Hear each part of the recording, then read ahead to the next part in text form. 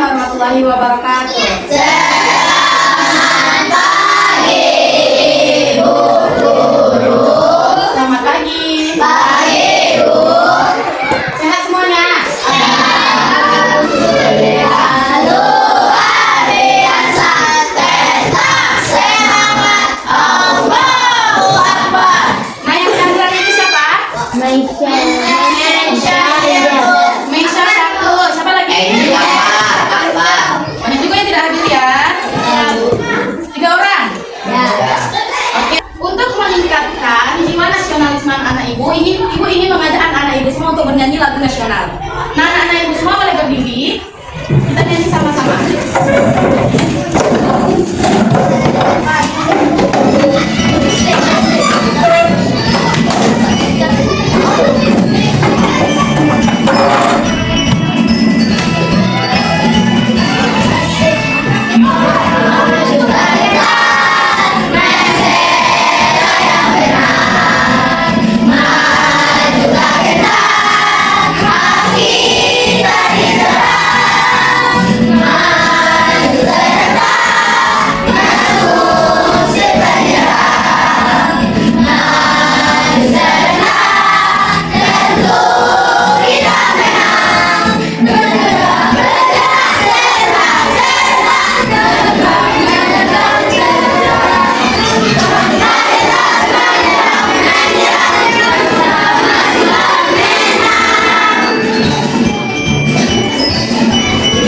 Oke, anak-anak ibu boleh duduk.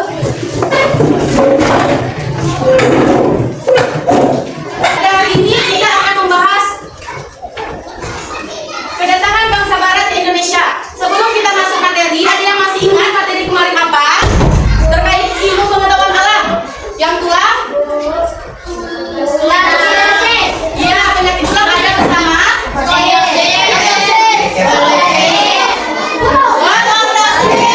Jadi kita sudah melewati pembelajaran IPA. Kita akan membahas terkait IPS, yaitu kedatangan bangsa Barat ke Indonesia. Adapun tujuan pembelajaran kita pada hari ini yaitu mengenai kedatangan bangsa asing ke Indonesia, yaitu agar anak-anak ibu dapat memahami latar belakangnya, kronologi, motivasi, serta dampak kedatangan mereka dan bagaimana respon Indonesia atas kedatangan bangsa asing tersebut. Selanjutnya, kita masuk kepada latar belakang kedatangan bangsa Barat. Ada sejumlah alasan utama mengapa negara-negara asing itu masuk ke Indonesia. Tentunya, ibu buka dulu yang semangat 3G. Ada yang tahu semangat 3G? Ya. Sudah pernah dengar? Nah, G itu ada gold, glory, dan gospel. Gold sendiri itu adalah emas. Emas di sini, bangsa asing itu ingin mengambil kekayaan Indonesia. Apa kekayaan Indonesia? Rempah-rempah. Nah, jadi Indonesia itu kaya akan rempah-rempah. Jadi bangsa asing ingin mendatangi Indonesia karena ingin mengambil rempah-rempah kita dan dijual ke negara mereka. Jadi itu tujuan utama mereka. Kedua, tentang kejayaan. Kejayaan di sini, ya glory maksudnya negara-negara asing itu pun bersaing antara negaranya. Nanti akan ibu jelaskan negara mana saja yang datang ke Indonesia dan mereka pun bersaing sesama mereka. Yang mana yang lebih kuat, nanti mereka juga yang menguasai negara mereka sendiri. Yang terakhir ada gospel, yaitu agama. Agama di sini yaitu bangsa Barat ingin menyebarkan agama selain agama Islam, yaitu agama Kristen ke seluruh dunia. Nah, kita masuk ke bangsa pertama. Bangsa apa sih yang menjajah, yang mendatangi bangsa Indonesia? Oke, bangsa Portugis pada tahun 1512. Sebenarnya dia datang pada tahun 1511. Itu tapi dia singgah dulu di Malaka, yaitu di negara Malaysia. Nah, pada tahun 1512 akhirnya dia pun masuk ke Indonesia untuk mengambil rempah-rempah tadi. Nah, jadi bangsa pertama yang mendatangi Indonesia adalah bangsa Portugis. Kita lanjut ke bangsa kedua. Bangsa apa? Nah, ada pun motivasi bangsa Spanyol kenapa dia ingin mendatangi Indonesia, karena dia melihat bahwa bangsa Portugis tadi berhasil mengambil rempah-rempah Indonesia. Jadi dia pun punya semangat dan perluasan wilayah sama seperti bangsa Portugis. Nah, jadi bangsa Spanyol ingin seperti bangsa Portugis tadi. Jadi dia juga ingin mengambil rempah-rempah Indonesia untuk dijual di negaranya sendiri. Adapun pernah Spanyol melaut, orang itu kan dari kita kan benua. Nah, dia mau menyeberang ke benua Asia Tenggara, beliau melalui laut. Nah, adapun pelaut pada saat Spanyol itu ada Ferdinand Magellan. Beliau pun akhirnya meninggal dalam pelayaran tersebut karena terlalu jauh tadi mungkin ya.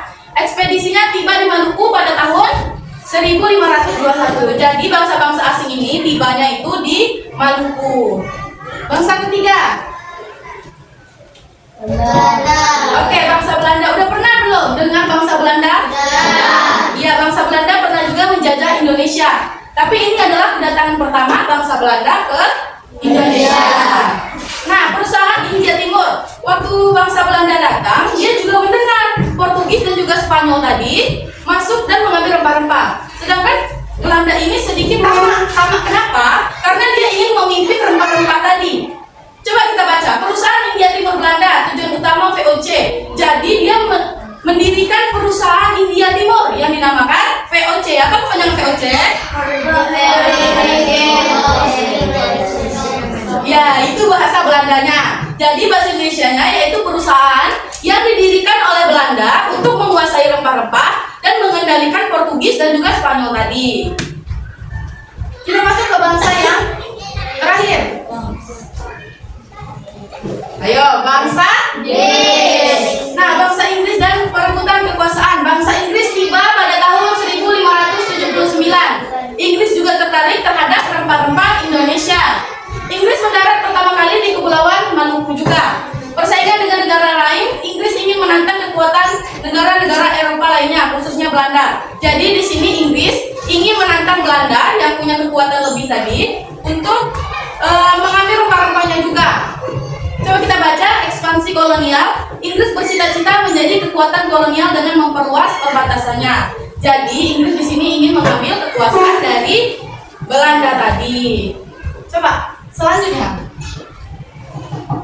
Nah, jadi singkatnya, masuknya negara-negara barat ke Indonesia itu memiliki dampak maupun positif dan juga negatif. Konsekuensinya masih terasa. Untuk memperbaiki masa depan ataupun mengingat masa lalu kembali, anak-anak itu penting mempelajari sejarah yang saat ini kita pelajari. Termasuk apa aja dampak positif kedatangan bangsa asing ke Indonesia. Yang pertama, dampak positif pada pengembangan ilmu teknologi. Yang pertama, munculnya teknologi modern seperti perbankan dan industri. Yang kedua, perkembangan teknologi komunikasi yang mempercepat penyebaran informasi. Kedua, dampak positif pada bidang pendidikan. Nah, pada ketika bangsa barat datang, dia juga mendirikan sekolah-sekolah, tapi dengan sistem pendidikan barat yang melahirkan golongan elit terdidik di perkotaan. Yang selanjutnya ada infrastruktur, yaitu pembangunan jalan, jembatan, dan benteng untuk kepentingan militer dan juga ekonomi. Nah, terakhir ada dampak positif pada bidang budaya. Bidang budaya yang pertama yaitu munculnya istilah-istilah baru dalam bahasa Indonesia. Yang kedua, pengaruh pada seni musik seperti keroncong, tarian, dan juga arsitektur. Terakhir, pengembangan sistem hukum modern yang menggantikan sebagian hukum adat. Nah, udah dampak positif, kita masuk lagi nih ke dampak negatifnya. Yang pertama, tentu Indonesia menjadi wilayah jajahan, di mana bangsa asing menguasai sumber daya dan jalur perdagangan. Yang kedua, eksploitasi dan pemerasan. Sistem tanam paksa dan kerja paksa yang menyebabkan penderitaan dan kelaparan, pajak yang memberatkan rakyat untuk menutupi biaya pemerintahan kolonial. Ada juga monopoli perdagangan. Anak ibu pernah dengar monopoli?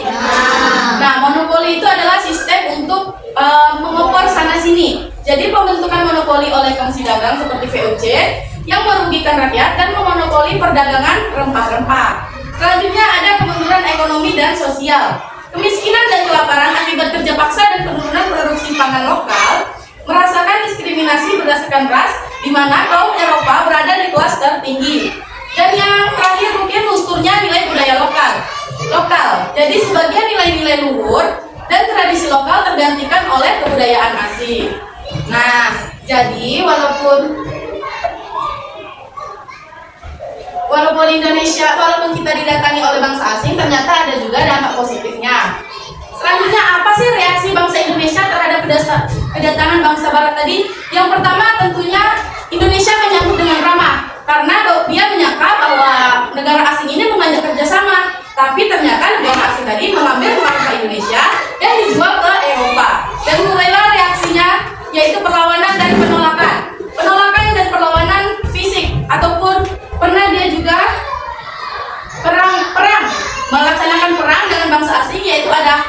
Diponegoro, Perang Banjarmasin, dan perlawanan Kesultanan Aceh di bawah Sultan Iskandar Muda. Nah, yang terakhir ada perlawanan non-kooperatif. Bentuk perlawanan lain yang dilakukan adalah menolak atau memboikot kebijakan penjajah seperti mogok kerja atau menolak pembayaran pajak. Nah, mungkin sedikit materi kita pada hari ini. Kalau sudah paham, Ibu kasih tugas terkait LKPD dan pembelajaran kita pada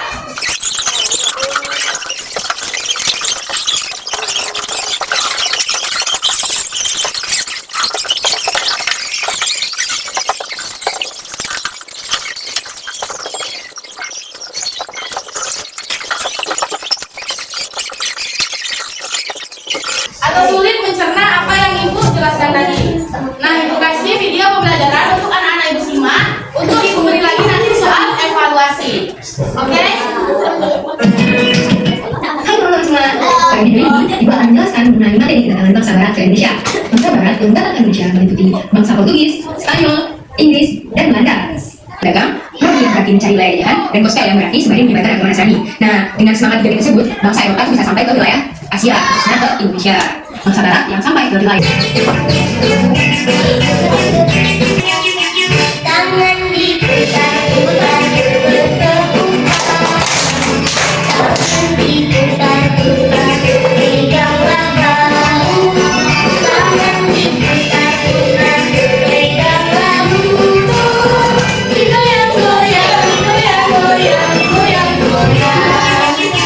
Tangan diputar-putar bertepuk tangan diputar-putar peganglah bahu, tangan diputar-putar peganglah lutut, digoyang-goyang, digoyang-goyang, digoyang-goyang. Maju. Siapa yang mau maju jawab pertanyaan Ibu?